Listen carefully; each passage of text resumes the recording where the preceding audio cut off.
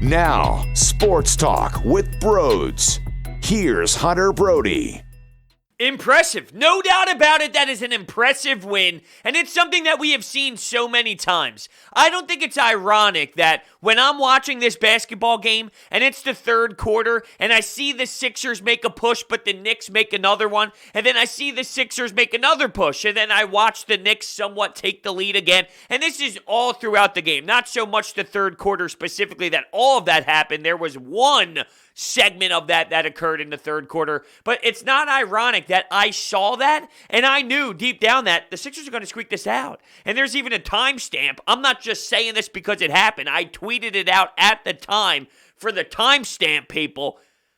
I sensed that this would happen. Why? Because I've seen this team play before. I've seen this team do it before. And it's somewhat of a common theme with this unit. It really is. When they have a game in their reach, whether they looked in control or not, whether they dominated the pace of play or not, which they did not do for the first 3 quarters or so. They did not dictate the flow of this basketball game. But when they hang in there and when they scratch and claw just to be in reach, for the most part, they finish. Now, the difference between this game and majority of the others is quite simple. Joel Embiid not being able to be out there on the floor. But what has been part of their identity to this point of the season?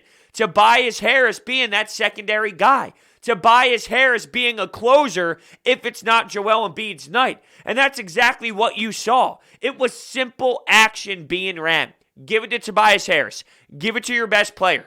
Give it to the go-to guy. And he was able to score in so many different ways, and he was able to be explosive, and he played very hard defensively to stop Julius Randle. I'm not trying to take credit away from anything Sixers related defensively, because obviously they raised their level of play and they brought that heat and they made it a living hell, considering the Knicks only scored 14 points in the fourth quarter as a team, and Julius Randle was not able to get anything going in the second half. And when you think about the field goal drought that the Knicks went on in that fourth quarter, it was a tough watch. I'm not trying to take anything away defensively, but it did seem like they hit a wall from a conditioning standpoint, getting the legs underneath of them. The shots that they were getting weren't as good and easy as the ones that they were getting earlier, and obviously that is because of the pressure the Sixers defense put on them. But I also thought some of it was just, they looked tired, they looked fatigued, it looked like it was the fourth quarter of a second half of a back-to-back, so a little bit of that was in play as well, but that's not to take anything away from what I saw out of this team. It's something that they consistently do now, and it's a character win. I talk about this so many times when it comes to just enjoyment of regular season. There's only so many things that can happen in regular season games that really get me juiced up. But a win like this, it's like an awareness thing. Like, all right, so it happened tonight. How many times did it happen this year? There's a lot of times that you could pluck victories out where they wouldn't have won it in years past. They wouldn't have grinded and kept it close. They wouldn't have been able to close it out in any sort of way. And you see Tobias Harris, too, with a little bit of attitude towards him. Hey, I'm an all-star, right? Looking into the crowd and screaming at the top of his lungs. He plays with that edge because he felt like he got disrespected. And Mark Zumoff asked him somewhat of a... Now, it's an interesting question. Quite frankly, it's an interesting question. Is it almost a blessing in disguise that you didn't make that all-star game? You're an all-star to us. But in terms of this type of swagger that you're playing with right now, and you see it, you feel that he feels disrespected, and that's raising his game to another level. Think about this. Julius Randle makes an all-star game. And I think Julius Randle has become a better version of himself, obviously. He still is limited in his scoring, even though it has been added to, and there has been this next layer to it all. There's still something to be said about going one way and how much stronger he is in that area of the game. Think about thinking to yourself, I got snubbed from the All-Star game, and going up against a player like Julius Randle, who's a bubble All-Star player type of guy. He's one of those ones where he could be in, he could be out. He's on that level of, yeah, you know what, you can make a case, but you can make a case for anybody else that got snubbed in place of a Julius Randle. So that mentality out of Tobias Harris, yeah, it pissed him off, and he took pride in that matchup, and he was able to bang with him late defensively. It was a great performance on the defensive side. I know we're going to praise Tobias for backing down in the post and facing up and getting to easy spots on the floor for you to get huge buckets late when you really need it. But how he locked in on the other side of the floor, it's a different Tobias Harris, and he is becoming not just a leader off the court, which we saw throughout all of the stuff that happened in 2020, but he's now delivering, being that sidekick that this team needs. Right now, it's going to work, and I saw Kevin Kincaid tweet this out of crossing broad, and I just thought it was excellent to discuss, so I'm actually going to pull it up instead of just speaking about it off the top of my head. I do want to read it verbatim here, just to kind of describe it, because I thought it was an interesting little, what do you call that on Twitter when you reply? Thread. That's the word I'm looking for, thread. So Kevin Kincaid writes this: "Tonight was a good example of why the Ben Simmons jump shot thing isn't that big of a deal right now. Even without Embiid on the floor, they were able to close with Harris running very simple actions. Ball didn't have to be in Simmons' hands at all. Dunker spot, rebounds, etc. It will mean more in the playoffs when teams game plan and try to force the ball out of Embiid or Harris's hands, but that's further down the road. Pleasant surprise is Sixers having two legitimate closing options that can play ISO or pick and roll. I imagine if you're in Game 3 of a playoff series, the teams might try to blitz or throw digs with Simmons' defender, but a coach like Doc Rivers should be able to counter most of what's going to be thrown at them in the half court. But yeah, Tobias developing into a legitimate closer is a big boom that I don't think anyone saw coming a few months ago." So that's sort of how my brain works. And if you've been listening to me for quite some time, you know that I always look down the line and I always look down the road. And right now, I am thrilled that you do have this player in Tobias where it's not a fluke. It's not just random. He has done this. He is that player this season. I believe in it. I trust in it. But when you get into Game 3, when you get into Game 4, and when you're talking about a team that has stellar opponents on the other side, and they've now seen Tobias be that X factor, they've seen Joel Embiid be the closer and be the hardest big man to defend in the league. Let's try and force it out of both of those players' hands when the game is on the line. When it's a 2-point game with 3 minutes to go, let's get it into someone's hands that's a little more uncomfortable in a half-court set, in an offensive scoring moment. So just something to think about. But it is great to have options, because before we didn't know who it would be other than Embiid. And I'll be honest with you, I'm shocked that it's to this point with Tobias, but now he's an option that I seriously believe in. And I laughed the first time that I saw action ran for him late in a game, because it was a Dwight Howard, Tobias Harris pick that resulted in Tobias Harris stepping out of bounds underneath the basket, and they didn't generate any sort of look. And I think, if I remember correctly, it might have been Shake Milton that night that had an explosive game. He was cruising, he was scoring easily, and I thought, why would you go to Tobias if Shake Milton is getting going? Now, if I remember correctly, it was Shake Milton. Don't 100% quote me on that, but it doesn't really matter who it was. Somebody else was having a night, and I didn't love Doc's mentality with it, saying, hey, go to Tobias Harris here, even though Tobias did have a nice run in that game as well. Now, though, he's an option. He is a serious option. He's an option where the ball is out of his hands and he gets to an area on the floor. That's the thing. He works for his spots. He works to get to where he is best. And he feels, I can destroy this matchup. Give me the ball. Let me establish myself. He likes to use his back. He likes to post up, and then he'll face up, take that mid-range jumper, or take it to the rack. He was strong third quarter. He was strong along with Seth Curry. This game didn't start beautifully. As we know, Danny Green missed every shot, and it's funny how just the other night, Danny Green was crushing threes in that first quarter, which established the team's night, which was, hey, we're not going to miss a damn bucket, and we are going to control this. Now you get good looks in the first quarter for Danny Green, but on this night, it wouldn't fall. And for Seth Curry, it wouldn't fall. So when the shots don't fall for your shooters, you're not in position to win. Then in the second half, here comes Seth Curry knocking down shots from the logo, knocking down shots from the perimeter, knocking down shots anywhere on the floor, along with Tobias Harris. And wow, hold on a second. So your players start to make shots, they start to execute more, and it's a totally different ball game. Shocker how that works. One night you win because your shooters shoot and they drill the net.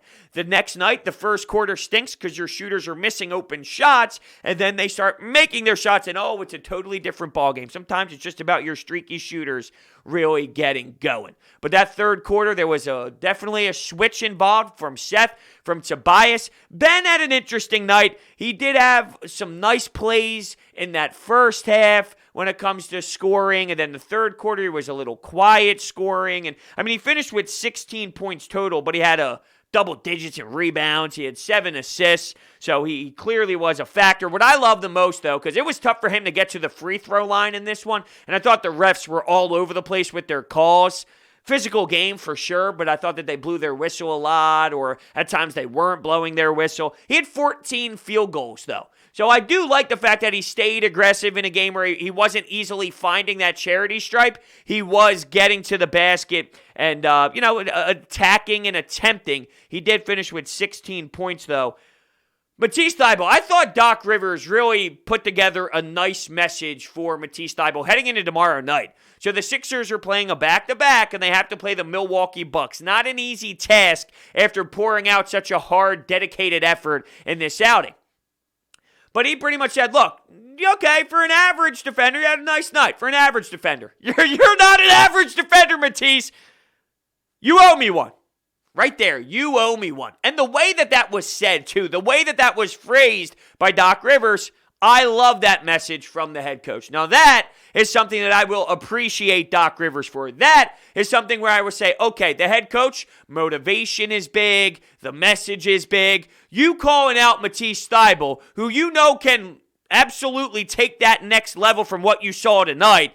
Offensively, he ended up hitting a 3, which was big because it was his first points of the night, and it was in a crucial moment in the second half. Then he ended up missing a 3, though, and the thing is with Matisse is because he doesn't take a lot of them, it's so hard for me to judge what this spurt is from Matisse Thybulle. He's not a high-volume shooter, so when you hear the stats like Zoo throws at you, something around 40+% from 3 in this recent stretch from Matisse Thybulle. The sample size is so tiny, though. It's not the same as Danny Green and Seth Curry both jacking up a handful of threes in a 5-game stretch, right? Matisse Thybulle is not a guy that has these high-volume amount of shots. So let's just go to his game log real quick so we can pull it up just to put a little bit in perspective here.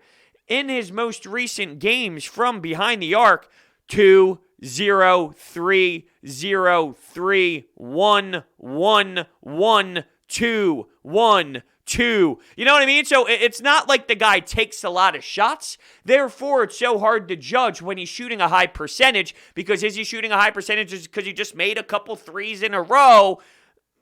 You know what I mean, though? Like, if you don't take many and you hit 3 in a row, well, yeah, that percentage is going to be a solid percentage. If you take 6 in a matter of 3 games and you hit 3 of them, you're shooting 50% from 3 in 3 games. But look, it was promising for him to at least hit 1 in this game. It's a lot better than going to 0. But the offensive side for him tonight, while it matters because that's something I'm keeping my eye on as we all discuss what Matisse's role is going to be heading into the playoffs. And Danny Green, everyone is so fascinated with that move, that potential move that you could make. I love the fact that Doc Rivers said, you owe me one, because now going up against a team like Milwaukee, you're sparking a light underneath of his ass. That's what you're doing to a young player that you know has that extra energy in him. And you know when he puts on a special defensive clinic, it's game-changing. So if you call him out, he knew exactly what he was doing. Doc knew exactly what he was trying to do here. And we'll see if Matisse answers the bell. Now my interest level for Matisse, which is always exciting, has now become even more, because it's what will he do differently, or how will he attack his matchup that he has against the Milwaukee Bucks. So I'm super pumped up about it. I hated Thibodeau's play call at the end, though. I loved it from a Sixers fan's perspective, but just in general as a basketball fan, to allow Quickly to take a very quick three at the top of the perimeter. I don't know. Maybe that was more of an unfortunate decision. Maybe that wasn't exactly what they wanted, what they dialed up, because it was an awful play. But yeah, that was brutal for Quickly to just take the three. It was ugly. It wasn't even close. And from there, it was all she wrote. Furkan Korkmaz had a chance to make it a 4-point game. He went 1 of 2 from the charity stripe, so it was a 3-point game to even allow the Knicks to smell blood just a bit. Furkan, I'll tell you what, in 23 minutes to have 12 shots, that's way too many for my liking. I thought Furkan popped it way too much. And I get it, shooter, shoot. But you got to know your role as well. He got lucky with one, which should have been a backcourt violation. He ended up hitting a mid-range jumper on it. He was 1 of 6 from 3, so people are like, oh, Furkan, Brodes, what about Furkan? What about Furkan? I saw him miss a lot of shots. I saw him take a lot of shots. He ended up hitting about, 2 in that fourth quarter, and then he bricked the 3, got the rebound, hit the 3 and all, but, Furkan, look, 12 shot attempts for him in 20-something minutes. Nope, no, not for me. Not for me. But you know how Doc Rivers operates. When he sees a guy and he feels a guy, he lets them kind of ride it out. You saw it with Dwight Howard, rode Dwight Howard out. Tony Bradley, not so much in this one, played about 17 minutes. Dwight Howard stole the show, and he's on a stretch, man. He is playing fantastic. You knew he was an energy guy, but it's almost like his energy has intensified by 6. So imagine what we thought it was. Multiply it by 6 and apply that to Dwight Howard and how he's bringing the roof down right now. His block on Julius Randle made me jump out of my seat and do the old, whoa! One of those! I couldn't handle myself. Oh! I'm about three inches away from my television screen doing a mean mug, right? Doing the blow the smoke emoji out of the nose. It sucks, though, because Nerlens Noel did respond with a really nice block of his own on the other side. So it kind of washed each other out and counted each other out. But, man, that was such a big block by Dwight. And that sequence occurred right before that Seth Curry 3, which was big for sure.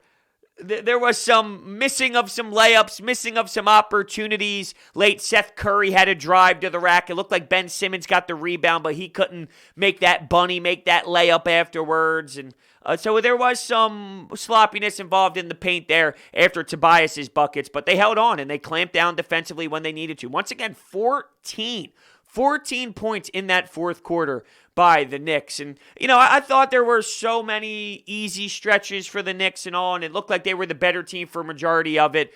But you knew who had better talent. And for the most part in this league, there's always stinkers and there's a handful of tough losses that you shouldn't lose. But at the end of the day, the more skilled team with the better players most likely win an NBA regular season game. Most likely. Not every time, most likely. And that's what you saw when it was time to turn the page and it was time to really dial in and clock in when it's that second half. You saw how they came out after halftime. You saw how they exploded in those late possessions with Tobias. So that's kind of how it goes. I'll tell you how it goes at DeSimone Jewelers, though. It's the greatest experience in the world. I went to DeSimone Jewelers for my fiance's engagement ring, and probably the best purchase of my entire life, to the point where I went back for Christmas, for birthdays. I got her this beautiful diamond necklace that she fell in love with. They are the best in the business, all right? They are a family-owned business. For over 40-plus years of experience, they moved from Jewelers Row to Haddonfield, New Jersey. They don't use sale tactics. They show you options, and they educate the customers, and they treat you like family. DeSimone Jewelers customizes and manufactures every ring they make from start to finish on location. And because of that, they're able to beat competitors' prices. I've sent so many family members in their direction, and I constantly get back the same reaction. Brodes, they're incredible. And I go, I know. I told you that. They are amazing. And you'll know exactly what I mean when you go in there and say, Brodes sent me. Make sure you check out their information. It is all down below in the description. If you are looking to get a beautiful piece of jewelry, an engagement ring, DeSimone Jewelers is the place to go. I guarantee it. All right? I guarantee it. So before we hop into these anytime hotline calls, I'm curious if there was anything else I wanted to hit on my notes here. I thought the bench unit at one point in the fourth held their own a bit. And I'll tell you what, though, man. Shake Milton, tough. I'm at the point now where I don't know if Shake Milton even deserves play if you start making some moves to get some secondary ball handling off the bench and all. Like, Shake Milton has been bad. Shake Milton has not been good enough. Shake Milton has been very inefficient, and he hasn't been able to find the version of Shake Milton that we need. He might not be the worst player in the history of basketball. See, every time I say Shake Milton stinks, there's always a few that take it to this extreme of, look at what he's averaging. Look at where you drafted him. Look at what he's grown into. I'm with you. I'm not saying he's the worst player ever, but you saw him be a player that could score 20. He could come off the bench and give you those nice scoring moments. He's not playing anywhere even close to the best version of Shake Milton. And if you're satisfied with this version of Shake, and look, I'm not demanding the kid to average 20 off of the bench as if that's easy, as if guys should just be able to step in the league and do that blindfolded, because it's not easy. But it's pretty simple to say, this version of Shake Milton that we have gotten majority of this season has not been good enough. And if you are thinking about a rotation in the playoffs, if you upgrade a secondary ball handler, and now you have him, you have Shake Milton, Matisse, Dwight Howard, Furkan Korkmaz, guys are going to lose minutes. You have 5 guys that play, that start, and you go, what, 8? Maybe 8? Some people go 7. Some coaches go 7, but let's say 8. If you pick up a ball handler, that's over Shake Milton. You're going to have Matisse Thybulle. You're going to have Dwight Howard. That's 8 there. What does that mean for Furkan Korkmaz? What does that mean for Shake Milton? Guess what? It's slim pick'ems right now when it comes to that rotation. I'm not saying these guys aren't going to get any play, but I think it's fair to start questioning if Shake Milton's role is going to be what we anticipated it being prior to the season beginning. That's all. That's all I'm trying to say. So why don't we, at this point, start taking some phone calls and hear from you after tonight's game?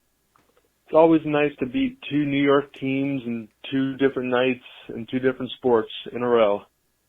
Fantastic win by the Sixers tonight. They didn't have Embiid when they won't for the foreseeable future, but that was just an overall great team effort. Very gritty performance, great defense. Tobias Harris coming up big. Ben Simmons coming up big. Dwight Howard coming up big. Seth Curry, pretty much the whole team stepped up. And this team, while Embiid being gone is going to be a major test, I do think that I'm a lot more confident in this team without Embiid now than years in the past. And that's with the roster that Morey has assembled and the coaching of Doc Rivers. Yeah, no, that's absolutely true. Dwight Howard is, right now, he's playing great. So if you got this Joel Embiid-less team when Dwight Howard was playing poor, because there was a lot of games where he was not himself, he was not this energy guy, and he wasn't able to execute. He'd pick up 5 fouls in 6 minutes. He'd foul out of the game in 8 minutes. It was ridiculous. So if you got that version of Dwight when Joel Embiid wasn't here, I don't know, do you feel the same way? We won't have that information unless we ever see a stretch of Dwight Howard playing that bad again. But you are right. Without Joel Embiid, this is the best I have felt about this team. And I think it's because now you have the most competent backup big man that you've ever had in Joel Embiid's tenure. You now have an actual closer. I don't even know if years past Joel Embiid was the closer. You didn't have any closer. In years past, okay, Jimmy Butler was a closer in this past season, but you picked him up at a back stretch of a season halfway through a year. So you didn't even really have that full throttle Jimmy Butler. Was that 2 years ago now at this point? I guess it was 2 years ago. Jeez, time is flying by. Life is flying by. I got to pay the mortgage soon. What the hell is going on here? But regardless of when it was, what time of the year it was, who it was, you barely had any closer. If you want to say Jimmy Butler, yeah, he was a closer, but you barely had him if you look at Joel Embiid since he got into the league. You haven't had any closer. So this is the first year that not only did Joel Embiid step into that role, but you have somebody else on top of him. He was always a great player. He was never this level of closer, and I'm talking about Joel Embiid. So the fact that you have 2 now, that's what makes me feel more confident about this team heading into a playoff run than I've ever felt before in my life. But this is good. This is a great start to this Joel Embiid-less stretch. They take it personally. It's like that Michael Jordan meme of him looking at the iPad, and I took that personally, right? Tobias, not only the all-star thing, but just overall as a team without Joel. Same with Ben Simmons. He has the drama. Everyone has their own drama. It's Tobias Harris with the all-star and the coaching. It's Ben Simmons and the Washington Wizards announcer, play-by-play voice. And all the other critics in the world, too, on Ben Simmons, obviously. Everyone's got their storylines. Danny Green, get him out of here. He stinks. Seth Curry, Steph Curry, who's the better brother? I might have made that one up. I might have went a little far with that one. But you get my point. That's what I'm talking about. It wasn't the prettiest of games, as I don't think it will be with Joel Embiid, but you love to see the team fight hard, overcome that big deficit, and get the win. I thought Tobias Harris, man, he is spectacular. I think even though everyone says he's underrated, he is still flying under the radar in terms of this team and his contributions. He's just so insane. The fact how improved he is from this year to last year is just incredible, man. Dwight Howard, I feel like he's really been the heart and soul of this team during this run. He's just so impactful. This is the type of backup we wanted when we were getting Dwight Howard. He's been amazing, like the past 10 games or so. Seth Curry caught fire in the second half. I thought, some of the defense lacked a bit. Oh, it lacked. Oh, yeah. Defense lacked. But that's also a product of an NBA regular season game. If you watch games, and I'm sure we all do, right? You guys all do as well. When the first quarter's in play, which the first quarter was miserable. That was such sloppy basketball, bad basketball, not entertaining basketball. The game picked up, which made it fun. Had a couple cold ones, had a couple Miller Lights, decided to kick back, watch the game in my basement. Finally got the floor all finished, so I put my basement back together. If you didn't know, my basement flooded. Had to rip up the carpet, had to paint the floor. So I got the area rug down. I got the couches back in place. It was the first time in a couple weeks I was able to relax in my man cave again. So I had a couple Millers, and the game picked up, and it got super fun. It got super entertaining. But where was I with that? The Millers are making my brain twisted, apparently. Where was I with that? Where was I going with that? Yes. In the NBA, the way it works is first quarter, sloppy. Second quarter, a lot of up and down. Big pace of play, fast, moving up and down, side court, underneath the basket, It's a race. And then as the third quarter comes around, defense intensifies. As the fourth quarter comes around, you're going to clamp down. You're going to play harder defense. You're going to suffocate the opponent. So when you see bad defense early, for the most part in regular season games, that's pretty standard. Everyone tries to get a feel. Everyone tries to get their first touches, take a mid-range jumper, maybe take a couple to see if you're going to start out red hot or not. It's like a feel-out process early on, and then once that feel-out happens, all right, now we're going to lock in and play our style when it matters most. And I'm not saying that's the right way. I wish they could give us 180% for 82 games every single possession, but it's similar to the guy who doesn't run out first base in a seventh-inning game in game 61 of the season. It's just how it is. And now, a little poem. At 20-20 even, the Knicks are on a ride. Then they needed a three. The foot went for a slide. 2020 was uncertain, everyone will say, but the Knicks will always lose in such a New York Knicksy way. The laughing stock of sports galore, the rebuilding Knicks since 1974. But still, we shouldn't be letting the Knicks, setting mediocre teams like the Knicks in it like that. I kept saying we can't overlook the Knicks from Milwaukee. Now, let's go on to Milwaukee and let's get it done. Big shout out to Toby Harris. Absolutely great tonight.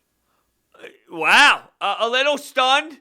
Did not see the poem coming. A little confused on when the poem ended, and then you went into your actual thoughts on the game, so it threw me in for a loop there. Creative, nice. I'll give you a round of applause. That was a nice poem. If anybody wants to start throwing poems my way, all right, I guess it can turn into the anytime poem line. I don't know. Great poem, though. With the Knicks, the Knicks. It's so funny that they were in the spot that they were in the standings at any point of the season, and now they're starting to, see a little bit of the Knicks be the Knicks and all, and it is what it is. I can't believe that possession. And, oh, by the way, late.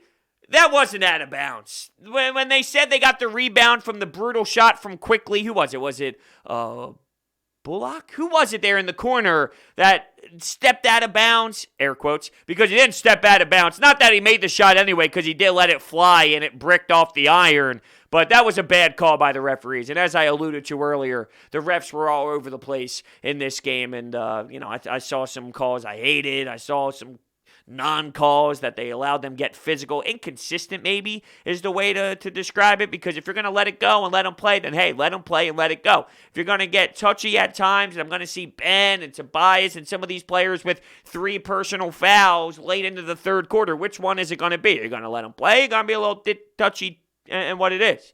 Because it was a physical game. I thought they did get physical, but then they caught it touchy. But then at times, I'm not saying majority of the time. I'm saying there were times throughout where it was a little iffy, But welcome, once again, I guess this is the theory here. Welcome to the NBA and how things are officiated. Regardless, the officiating did not have a monster outcome on this game. I thought what ended up happening was the Sixers became the more determined team, and they really started to fly late in that game, and they turned it on. They really did, and you can see what this team can do when they all turn it on. You are starting to see what this team is capable of when they ball. Now, you also saw a little bit of reality with the bench, though, because I did think while their bench in the fourth and all held their own to a degree, Tony Bradley took a little step in the other direction. Shake Milton continues to. Furkan, there are probably people out there that would say that satisfies them. Doesn't for me. Took way too many shots for my liking, and I hated it. And I even saw this possession of, what was it? I think I even wrote it in my notes here on my phone, but I didn't actually get a chance to write it down in front of me. So let's see if I can pull this up. It was locked at 92 with 3 minutes and change to go. And Korkmaz gets switched on a defender. Tobias needs the help, which then leads Dwight to get switched on Burks, and then Burks ends up getting fouled and going to the charity stripe because of it. And I think that's what ended up tying it 92-92 with 3 and change to go after the free throws, not prior to the free throws. But, it just shows when Korkmaz needs that help. You're going to have to help Korkmaz. When he gets on a matchup like that, no matter who it is, it's, Korkmaz needs some help, dude. Korkmaz is going to need an extra body. So when Tobias slides, Dwight has to slide. Everyone helps around, and then now Dwight gets screwed on a mismatch that he can't do much with, and here's Alec Burks getting to the line. I thought that you would see Alec Burks really attack and score. He's a high-volume guy. I thought it would be one of those nights where, of course, Alec Burks is going to shred you into a million pieces. And there might have been a moment where you sensed that it was happening, but ultimately it wasn't that 30-burger that maybe I was expecting before it all went down. You see it all. You see Alec Burks. You're like, okay, Alec Burks is going to do it, isn't he? Of course he is. And when I just mentioned the 30-burger, Tobias, I didn't even go over his actual stats of 11 of 20 from the field. He had 2 blocks. He hit 4 threes. He was doing it in every asset of the game. And for Tobias, the night and day difference of what we saw last year, and not even last year. He's played under Doc Rivers before in L.A.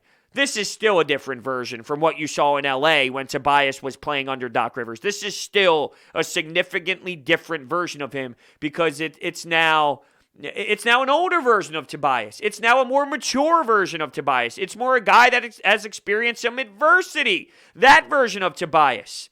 It's the player development that has taken Tobias to this level of all this adversity, all-star after all-star after all-star after all-star voting, where he's not involved, and he has numbers to at least be in the conversation, and he's never picked. And then last year's dumpster fire season happened, and his time early in Philadelphia happened, and there's a lot that pisses him off internally, and all that matters into the player that he is this season. So the caller that mentioned what Tobias was last year and how the change has been, it's just a new Tobias out of any part of his career, not just the slide that he had here in Philly early on, but even in other years. He's now a serious threat, like a serious one. What's up, bro? That was an awesome victory, man. I thought I did not see that coming, but absolutely all windows and doors were locked down the stretch there.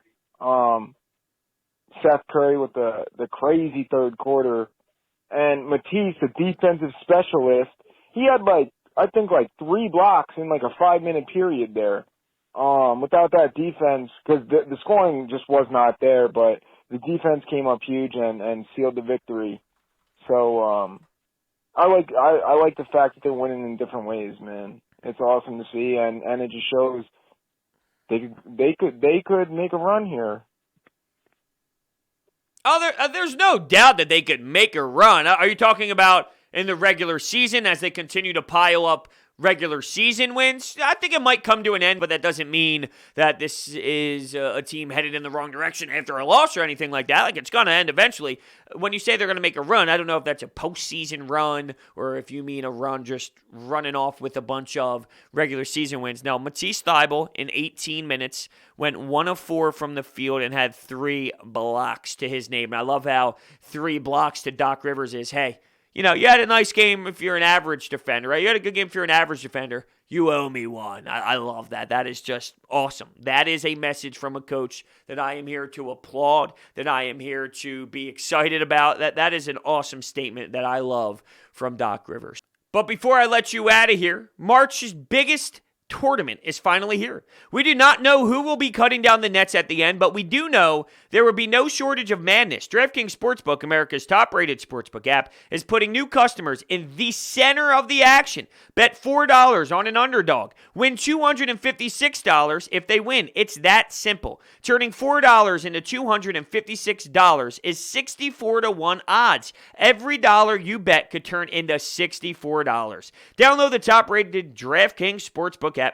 Download the top-rated DraftKings Sportsbook app now and use promo code Brodes when you sign up to turn $4 into $256 if the underdog of your choosing pulls off the upset. That's code Brodes to turn $4 into $256 for a limited time only at DraftKings Sportsbook. Must be 21 or older. Pennsylvania only. New customers only. Restrictions apply. In partnership with Meadows Racetrack and Casino. See DraftKings.com/sportsbook for details. Gambling problem? Call 1-800-GAMBLER. So with that being said, really solid victory for this Sixers team, and I can't wait for tomorrow night to see how they play against Milwaukee. Thank you all so much for listening, and I will see you next time.